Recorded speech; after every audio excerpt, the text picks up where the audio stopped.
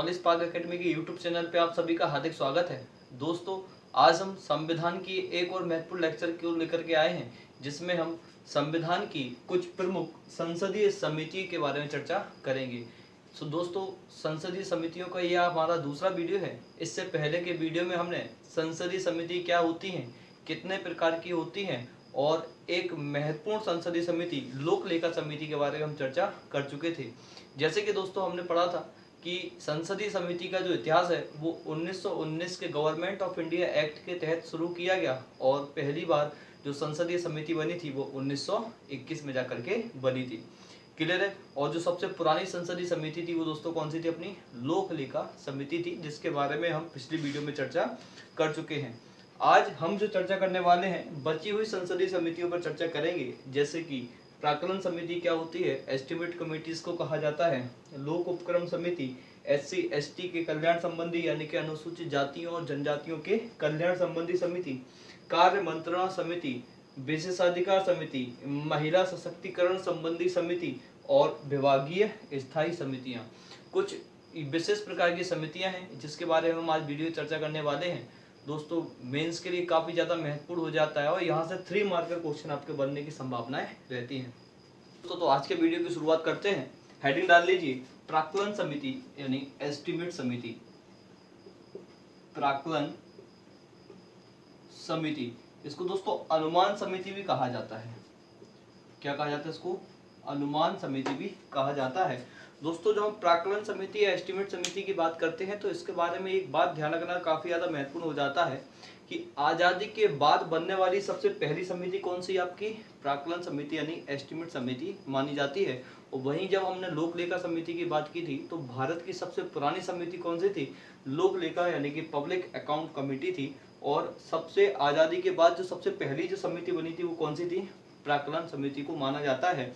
दोस्तों 1950 में 1950 में जॉन मैथाई की अनुशंसा के आधार पर, ठीक है ना, जॉन मैथाई की पहली बार सिफारिश के आधार पर 1950 में 1950 में किस समिति का गठन किया गया था, प्राक्कलन समिति यानी कि अनुमान समिति का गठन किया गया था।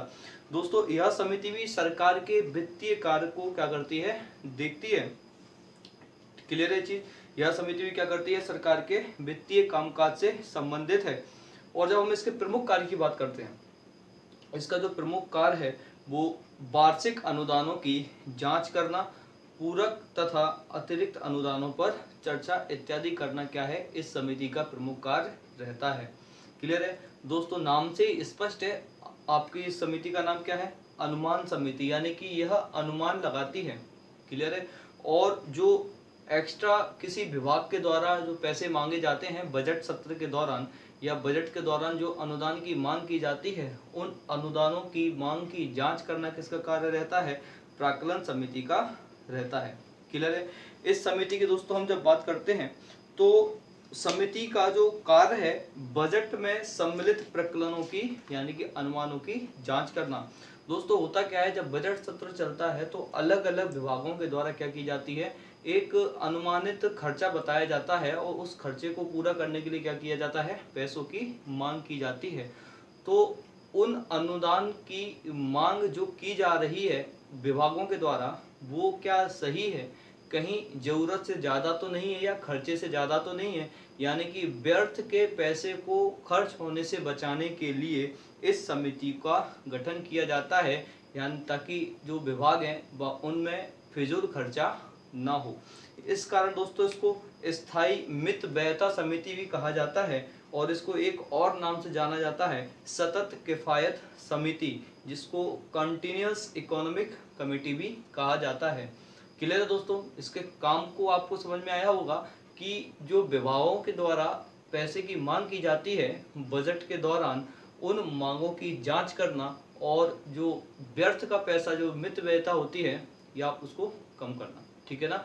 यानी कि जो व्यर्थ का जो पैसा खर्च हो रहा है उस पैसे को खर्च होने से बचाने की कोशिश करना, ये किसका कार्य रहता है, आपका प्राक्कलन समिति का काम रहता है। दोस्तों, इसके सदस्यों की संख्या हम बात करें तो 30 है। इसमें कितने सदस्य पाए जाते हैं, कुल टोटल 30 सदस्य संख्या इसकी हो सकती है और पूरे के पूरे सदस्य लोकसभा से चुने जाते हैं। क्लियर है? सभी सदस्य दोस्तों कहाँ से चुने जाते हैं इसके? लोकसभा से चुने जाते हैं। राज्यसभा से इस समिति में कोई भी सदस्य नहीं आता। इसलिए दोस्तों ऐसा इसलिए होता है क्योंकि जो सरकार या मंत्रिमंडल है वो लोकसभा के प्रति रिस्पॉन्सिबल जिम्मेदार होती है। बजट भी पेश कहाँ किया जाता है? लोकसभा में किया जाता है। यही कारण है कि जो आपकी प्राक्कलन समिति यानी कि जो अनुमान समिति है या जिसको एस्टिमेट कमेटी भी कहा जाता है, यहाँ से सारे के सारे सदस्य काय में चुने जाते हैं? आपकी चुने जाते हैं प्राक्कलन समिति के अंदर। आई होप आपको ये क्लियर हुआ होगा। कितने सदस्य हैं इसके? 30 सदस्य हैं और सभी के सभी सदस्यों का जो चुनाव होता है वो अनुपातिक प्रतिनिधित्व पद्धति में एकल संक्रमणीय मत प्रणाली के द्वारा किया जाता है। और दोस्तों जब सभी 30 सदस्यों का चुनाव होता है तो लोकसभा का अध्यक्ष इस समिति के अध्यक्ष की क्या करता है? घोषणा नियुक्ति कर देता है। ठीक है ना? उसकी नियुक्ति किसके द्वारा की जाती है? इस समिति के अध्यक्ष की नियुक्ति लोकसभा के अध्यक्ष के द्वारा की जाती है। और इस समिति का जो अध्यक्ष होता है सामान्यतः सत्ताधारी दल का होता है, यानी कि जिस पार्टी की सरकार होती है उसी पार्टी का अध्यक्ष इसमें रहता है। जबकि हमने दोस्तों बात की थी लोक लेखा समिति का जो अध्यक्ष होता है वो हमेशा कौन होता है? विपक्षी दल का होता है। क्लियर है? यहाँ पे आपको समझ में आई होगी। इसको समिति को क्या कहा जाता है दोस्तों? मितव्ययता समिति भी कहा जाता है। अब यहाँ पे बात करते हैं, ऐसी ही कुछ समिति होती हैं विभागीय समिति जिसको कहा जाता है, जो बजट पर क्या करती हैं? चर्चा करती हैं। क्लियर है दोस्तों? वो समिति और इस समिति में क्या अंतर है, यानी विभागीय समिति और प्राक्कलन समिति में क्या अंतर है, इस वीडियो को मैं आगे जाके आपको बताऊंगा जब मैं आपको विभागीय समिति समझाऊंगा। क्लियर है? बस अभी इतना ध्यान में रखना है हमको कि इस समिति की जो रिपोर्ट होती है, रिपोर्ट आती है वो लगभग बजट आने के 7 से 8 महीने बाद, यानी कि अक्टूबर नवंबर तक आ पाती है। तो जिस साल के लिए बजट पेश किया जाता है उस साल में इसका जो अहमियत है, इसकी जो आप उसको अहमियत कह लो उसको, ठीक है ना, वो क्या हो जाती है? कम हो जाती है। ठीक है? लेकिन हाँ, इसके बाद जो अगली साल का बजट आता है तो उसके लिए क्या होता है, इसकी जो रिपोर्ट है वो काफ़ी ज़्यादा महत्वपूर्ण हो जाती है उन विभागों के अनुदानों से संबंधित। अब दोस्तों बात करते हैं इसकी भूमिका की। बात की जाए तो किन कारणों से सीमित मानी जाती है? पहला तो क्या है दोस्तों, इसकी भूमिका की जो सीमा है कि यह बजट के प्रकरणों की जांच तभी कर सकती है जब संसद में क्या हो चुका हो? मतदान हो चुका हो। यानी कि जब संसद में मतदान हो चुका होता है उससे पहले उसके पहले ये जांच नहीं कर सकती। मतदान होने के बाद जो अनुमानों पर या प्रकरणों पर जो मतदान होता है उसके बाद क्या की जाती है? ये जांच कर सकती है। इसके अलावा यह संसद द्वारा निर्धारित नीतियों पर प्रश्न चिन्ह नहीं लगा सकती। ठीक है ना? यानी कि यह कोई प्रश्न चिन्ह या प्रश्न खड़ा नहीं कर सकती, यह केवल क्या करती है? अनुमानों की जांच करती है। इसकी अनुशंसाएं या परामर्श के रूप में ली जाती हैं। ठीक है ना? इसकी अनुशंसाएं क्या होती हैं दोस्तों? इस समिति की परामर्श के रूप में ली जाती हैं। मंत्रालयों पर इन समिति की अनुशंसाएं बाध्यकारी नहीं है। केवल किस रूप में ली जाती है? परामर्श के रूप में ली जाती है। दोस्तों एक और इसकी जो ड्रॉबैक है समिति का, प्रमुख ड्रॉबैक ये है कि ये सारे के सारे मंत्रालयों को एक बार में कवर नहीं करती। ठीक है ना? कुछ चुनिंदा मंत्रालय हैं जिनको क्या करती है, ये एक साल में एक बार उनके अनुदानों की मांगों की जांच कर पाती है। अब दोस्तों होता क्या है कि कई सारे मंत्रालय हैं और जब साइकिल फॉर्म में यानी कि एक चक्रीय क्रम में मंत्रालयों की जांच की जाती है तो एक मंत्रालय की जब जांच होती है तो उसको पुनः जांच करने के लिए काफ़ी ज़्यादा समय निकल जाता है, कई वर्षों का टाइम निकल जाता है, कई साल लग जाते हैं उस मंत्रालय के द्वारा जांच करने में। तो ये भी इसकी क्या है, एक सीमा के रूप में सामने आता है। क्लियर है? इसके अलावा दोस्तों इसको सीएजी जैसे विशेषज्ञों की सहायता प्राप्त नहीं होती। ठीक है? यानी कि जो कि लोक लेखा समिति क्या करती है, सीएजी की रिपोर्ट की जांच करती है, लेकिन इसको इस प्रकार की रिपोर्ट या सहायता सीएजी वगैरह से प्राप्त नहीं होती। और इसलिए दोस्तों इसके बारे में कहा जाता है कि इसका जो कार्य है वो एक शव परीक्षण की तरह होता है। यानी कि जब डेथ हो जाती है उसके बाद मृत्यु के कारणों का पता लगाने के लिए क्या किया जाता है? पोस्टमार्टम किया जाता है। ठीक है ना? तो दोस्तों उसी प्रकार ये पोस्टमार्टम के रूप में क्या करती है? काम में आती है। जीते जी आप इसको यानी किसी को आप ट्रीटमेंट दे करके इलाज कर सकते हो, वो कॉन्सेप्ट यहाँ पर नहीं है। आप जब बात पूरी हो जाती है, बजट पेश हो जाता है, अनुदान दे दिया जाता है, उसके 6 महीने बाद 8 महीने बाद जब तक वो बजट आपका अगला बजट आने वाला होता है, ठीक है ना, तब तक ये क्या करती है, अपनी रिपोर्ट पेश कर पाती है। तो इसका जो कार्य है वो किस प्रकार से माना जाता है कि एक सब परीक्षण यानी कि पोस्टमार्टम की तरह इसका कार्य माना जाता है। आई होप आपको समझ में आया होगा कि प्राक्कलन समिति यानी कि एस्टिमेट कमेटी क्या होती है। क्लियर है दोस्तों। अब इसी क्रम में हम दूसरी समिति की बात करते हैं, लोक उपक्रम समिति। लोक उपक्रम समिति।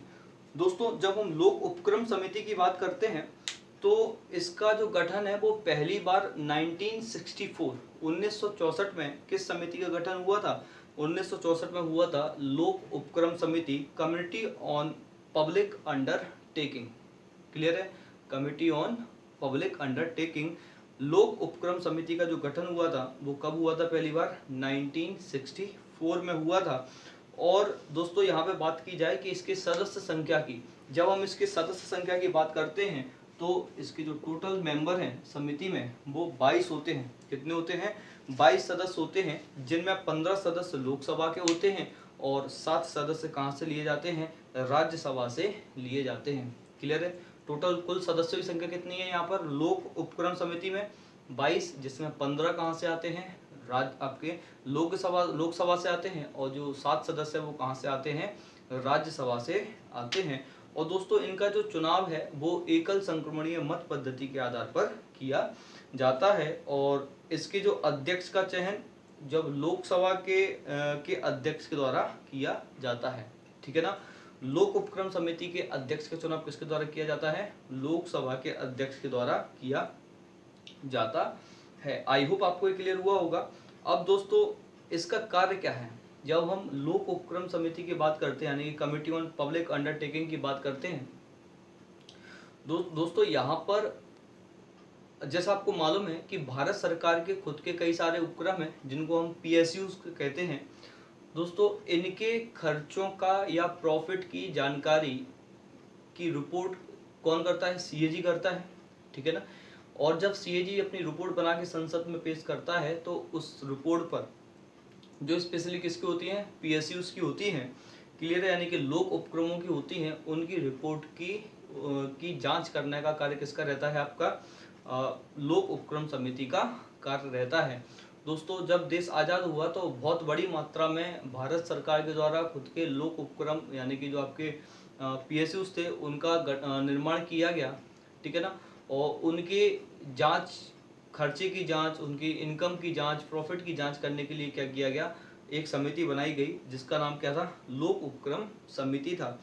आई होप आपको समझ में आया होगा। जैसे एयर इंडिया हुआ, भारतीय जीवन बीमा हुआ, जीवन बीमा निगम हुआ, भारतीय खाद्य निगम हुआ, आदि रिपोर्टों की जांच करना।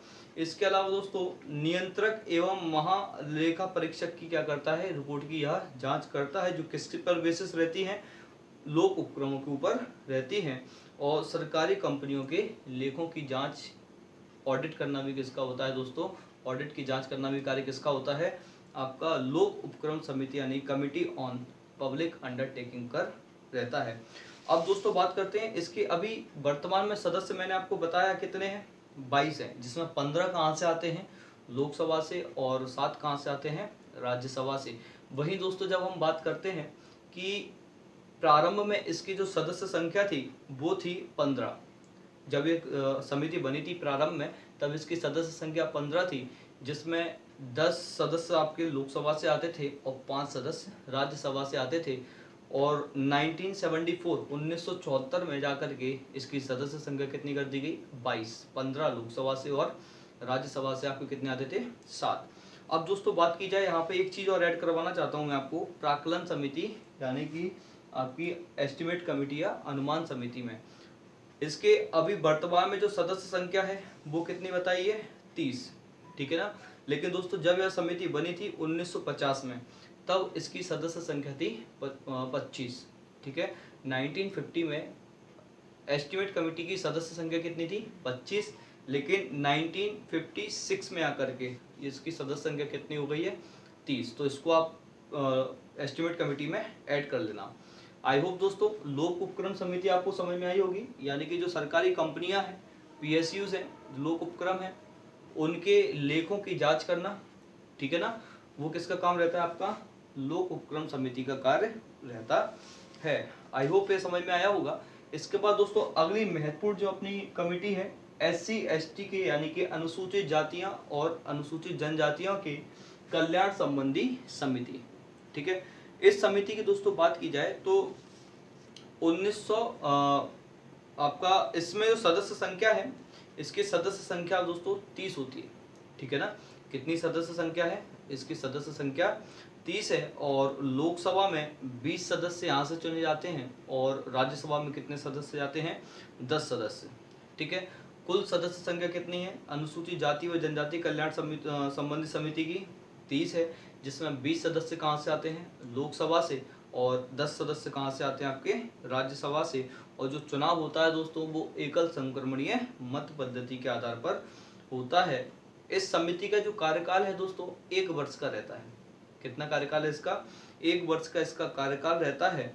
और दोस्तों बात की जाए कि इसका कार्य क्या है, जब हम SC ST से संबंधित समितियों की बात करें तो दोस्तों इसका जो कार्य है वो अनुसूचित जाति आयोग और अनुसूचित जनजाति आयोग की रिपोर्ट पर विचार करना है, ठीक है। इसका प्रमुख कार्य क्या है, अनुसूचित जाति और अनुसूचित जनजाति के संदर्भ में जो आयोग है उनकी रिपोर्ट का जांच करना, और कई बार संबंधित आयोग द्वारा, ठीक है ना, जो भी SC ST से संबंधित आयोग है इनके द्वारा दी गई सिफारिश पर सरकार की कार्यवाही की जांच करना, यानी कि जो इनके द्वारा सिफारिश दी गई थी, सरकारों के द्वारा क्या कार्रवाई की गई है उस पर जांच करने का भी कार्य किसका होता है, अनुसूचित जातियों और अनुसूचित जनजातियों के कल्याण संबंधी समिति का प्रमुख कार्य रहता है।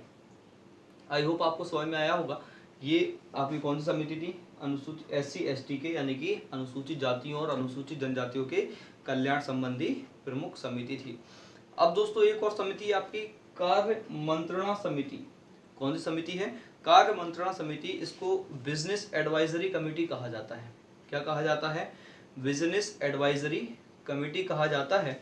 अब दोस्तों ये थोड़ी सी अन्य कमेटी के हिसाब से थोड़ी सी अलग है। जो हमने अभी तक जितनी कमेटियां पढ़ी हैं इसका जो स्ट्रक्चर है वो थोड़ा सा अलग है। वो अलग कैसे है दोस्तों, ये कमेटी लोकसभा की अलग होती है, राज्यसभा की अलग होती है। अभी तक हमने जो समितियां पढ़ी थी उसमें या तो दोनों ही सदनों के सदस्य थे, ठीक है, या फिर किसी एक सदस्य था, एक सभा के एक सदन के सदस्य थे, ठीक है ना। लेकिन इसमें क्या होता है, कार्य मंत्रणा समिति में दोनों ही सदनों के अलग अलग क्या होती है, कमेटी होती है।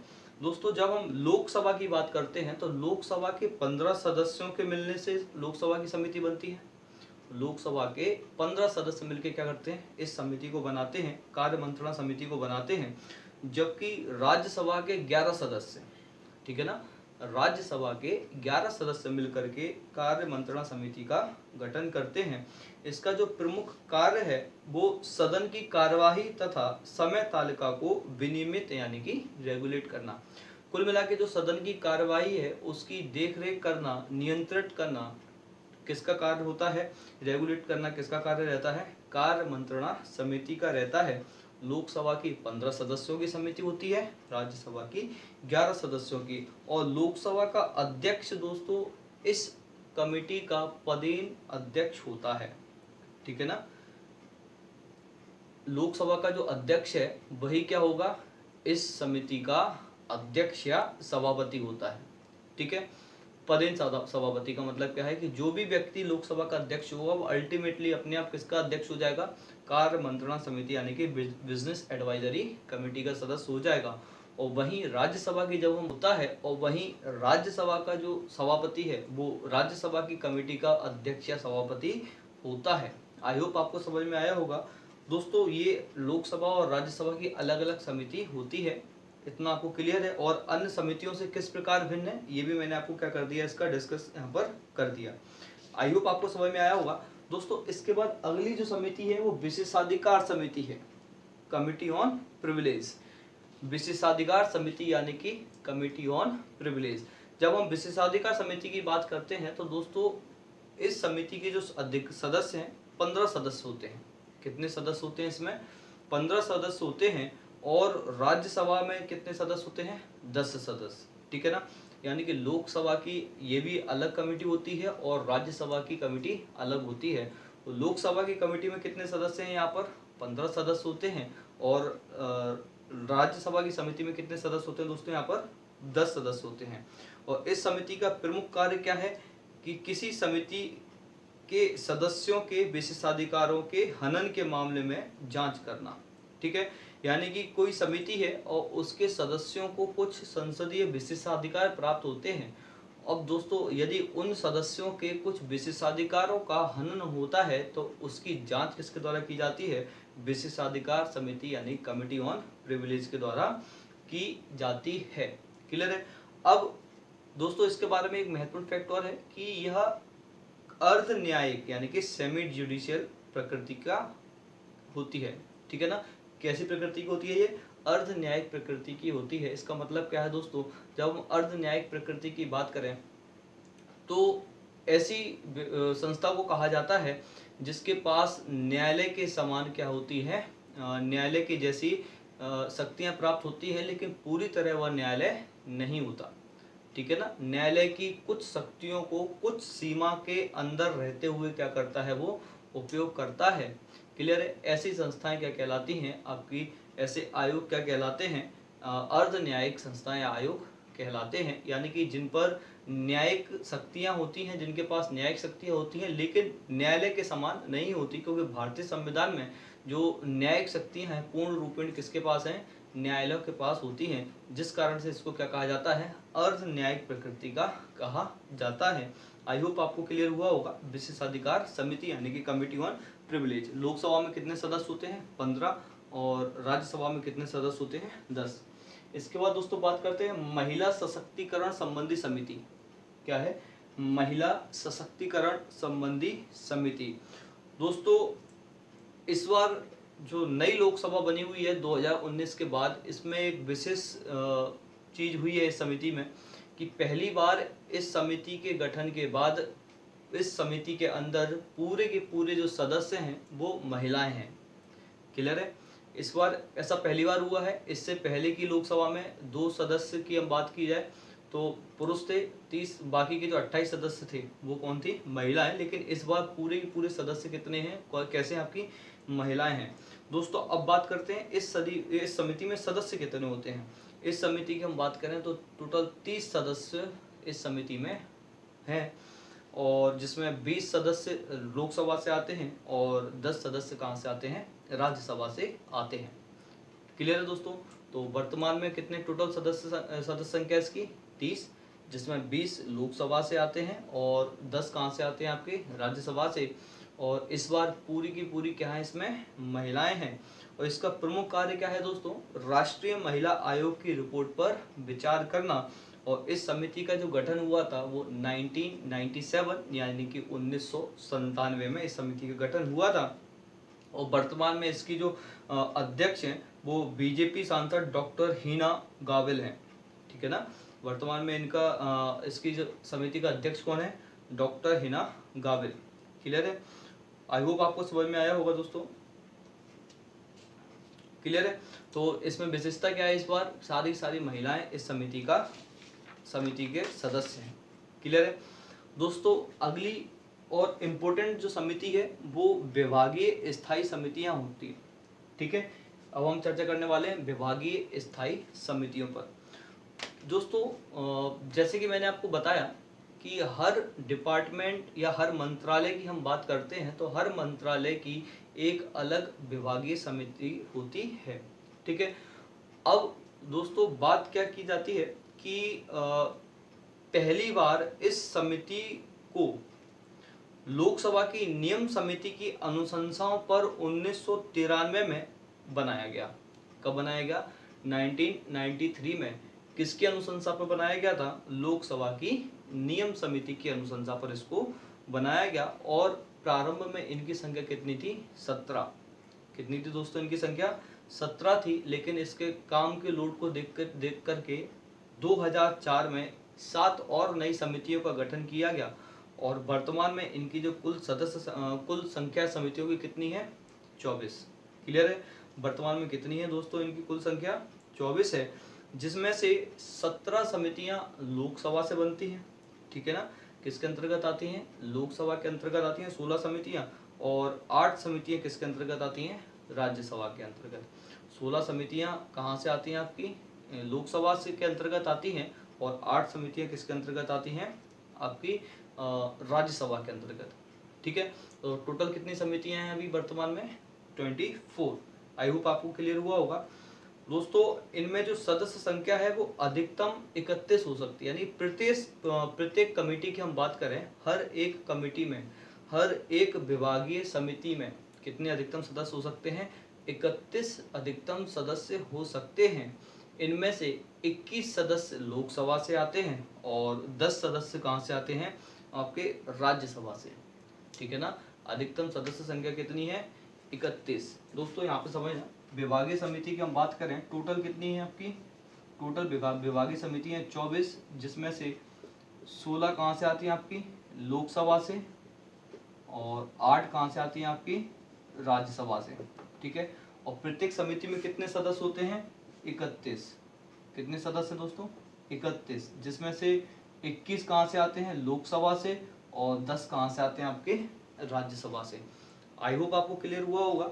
टोटल सदस्य संख्या 31 है और समितियों की संख्या कितनी है? आपकी टोटल 24। क्लियर है दोस्तों? अब बात की जाए इनका कार्य क्या है, इनका उद्देश्य, जो इन समितियों का जो मुख्य उद्देश्य है वो संसद के प्रति कार्यपालिका को अधिक उत्तरदायी बनाना है। दोस्तों प्रत्येक अगर इसके कार्य की बात की जाए तो इन समिति का जो मुख्य कार्य है वो अनुदान की या अनुदान संबंधी मांगों की जांच करना है। अब दोस्तों यहाँ पर एक चीज ध्यान रखना है कि हमने इसी से संबंधित एक समिति पढ़ी थी, इसको कहा गया था प्रकलन समिति। क्या कहा गया था उसको? प्रकलन समिति। प्रकलन समिति भी क्या कर रही थी? अनुदानों की मांग पर चर्चा करती थी, जांच करती थी। अब उस समिति में और इस समिति में अंतर क्या है, इनकी आवश्यकता क्यों पड़ी? दोस्तों जब मैंने आपको प्रकलन समिति के बारे में बताया था तब मैंने आपको बताया था कि यह समिति काफ़ी लंबे टाइम के बाद, यानी काफ़ी अधिक समय के बाद क्या करती है? अपनी रिपोर्ट प्रस्तुत करती है। आपका फरवरी में आपका बजट पेश होता है और अक्टूबर नवंबर में जाकर के इस समिति के द्वारा रिपोर्ट पेश की जाती है। तब तक दोस्तों काम हो चुका होता है और इसलिए प्राक्कलन समिति को क्या कहा जाता है? एक पोस्टमार्टम के समान उसको संज्ञा दी जाती है, किसी सबके पोस्टमार्टम करने के समान। ठीक है, क्योंकि लगभग आधे से ज़्यादा साल निकल जाता है, जो मांगे की जाती हैं वो लगभग समाप्त पे होने को आती है, क्योंकि नया बजट पेश होने को पूरा होता है 2-3 महीने के अंदर। ठीक है ना? अब दोस्तों बात की जाए विभागीय समितियों की आवश्यकता क्यों पड़ी, इसी कमी को दूर करने के लिए। दोस्तों जब बजट सत्र की हम बात करते हैं, जो कि पहला सत्र होता है, दोस्तों मैंने आपको बताया है कि जो बजट सत्र है वो 2 भागों में होता है। पहले पार्ट में अनुदान की मांगे रखी जाती है, बजट पर चर्चा की जाती है। उसके बाद 15 से 20 या 10 से 20 दिन का क्या दिया जाता है? गैप दिया जाता है। वो जो बीच का अंतराल होता है, उस अंतराल के दौरान ये जो विभागीय समिति है, क्लियर है, ये विभागीय समिति क्या करती है दोस्तों? उन अनुदान की मांगों को, यानी कि अपने अपने डिपार्टमेंट की अनुदान की मांगों पर क्या करती है? जांच करती है और अपनी रिपोर्ट क्या करती है? संसद को पेश करती है।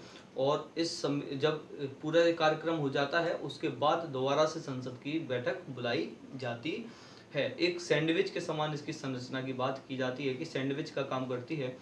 अब दोस्तों यहाँ पर दोनों समितियों में अंतर समझ में आ गया होगा आपका कि जो प्राक्कलन समिति है वो भी किसकी जांच करती है? इन अनुदान या इन मांगों की जांच करती है, और विभागीय समिति भी क्या करती है? विभागों की मांगों की जांच करती है। फर्क इतना है कि वो रिपोर्ट अपनी बाद में देती है और इसको निश्चित समय सीमा के भीतर क्या करना होता है? अपनी रिपोर्ट देनी होती है। दोस्तों लगभग 24 समिति हैं जो लगभग हर डिपार्टमेंट या हर विभाग या मंत्रालय की अनुदान की मांगों को कवर कर लेती है। सारे के सारे डिपार्टमेंट इस समिति के अंदर, 24 समितियों के अंदर शामिल हो जाते हैं। क्लियर है। तो दोस्तों विभागीय समिति के बारे में हमने देखा कि इसकी जो मुख्य कार्य है वो अनुदान संबंधी मांगों की जांच करना है। तो दोस्तों जब जैसे मैंने बताया कि इनका जो मेन काम तो आपको समझ में आ गया, इसके अलावा क्या काम है? क्या साल भर फालतू बैठे रहते हैं क्या? नहीं दोस्तों, इसका जो बजट के अलावा या बजट के टाइम के अलावा जो इसका अन्य काम है वो विभाग से संबंधित यानी कि जो विधेयक हैं उनकी जांच करना होता है। ठीक है। यदि कोई विधेयक से जो कोई विधेयक है जो किसी विभाग या मंत्रालय से संबंधित है, ठीक है ना, सपोज करो कि आपका जो डिफेंस यानी कि जो आपका रक्षा मंत्रालय है और उसके तहत कोई विधेयक लाया गया है, तो उस विधेयक की जांच करना किसका काम हो जाएगा? आपका रक्षा मंत्रालय की स्थायी समिति के द्वारा हो जाएगा। ठीक है। यदि आपकी विदेश नीति की हम बात करें या कोई और किसी भी अलग डिपार्टमेंट की बात करें जिससे संबंध में क्या किया जाएगा, कोई विधेयक लाया जाएगा, तो उन विधेयकों की जांच करने का कार्य किसके पास रहता है? उस डिपार्टमेंट की स्थायी समिति के पास होता है। आई होप आपको समझ में आया होगा दोस्तों। यहाँ पर ये बात याद रखना कि किसी भी डिपार्टमेंट की जो समिति है उसकी जो अनुशंसाएं हैं वो परामर्श के रूप में ली जाती हैं। ठीक है ना। ये उन या संसद के लिए बाध्यकारी नहीं होती। ये जो भी परामर्श जो भी अपनी अनुशंसा देती हैं वो किस रूप में ली जाती है? परामर्श के रूप में ली जाती है। ये संसद के लिए बाध्यकारी नहीं होती इनकी जो अनुशंसाएं हैं। आई होप दोस्तों विभागीय स्थायी समिति और प्राक्कलन समिति में आपने अंतर समझ लिया होगा। अगर आपको नहीं आया हो तो कमेंट बॉक्स में लिख के दीजिए, मैं आपको एक और वीडियो ला करके इन दोनों के बीच में अंतर एक्सप्लेन कर दूंगा। क्लियर है। तो दोस्तों ये प्रमुख समितियां थी जो हमने आज कवर करी। इससे पहले हमने लोक लेखा समिति को पिछले वीडियो में कवर कर लिया था दोस्तों। इसके बाद भी कई सारी समितियां आपको देखने को मिलती हैं, लेकिन ये प्रमुख समितियां हैं जो आपके पेपर के लिए महत्वपूर्ण हैं। आई होप दोस्तों आज का लेक्चर आपको समझ में आया होगा। यदि वीडियो अच्छी लगी हो, लेक्चर आपको पसंद आया हो तो इसको लाइक कीजिए। यदि आप इस चैनल पर नए हैं तो चैनल को सब्सक्राइब कीजिए। अपना ख्याल रखिए, अपनों का ख्याल रखिए। जय हिंद, जय भारत।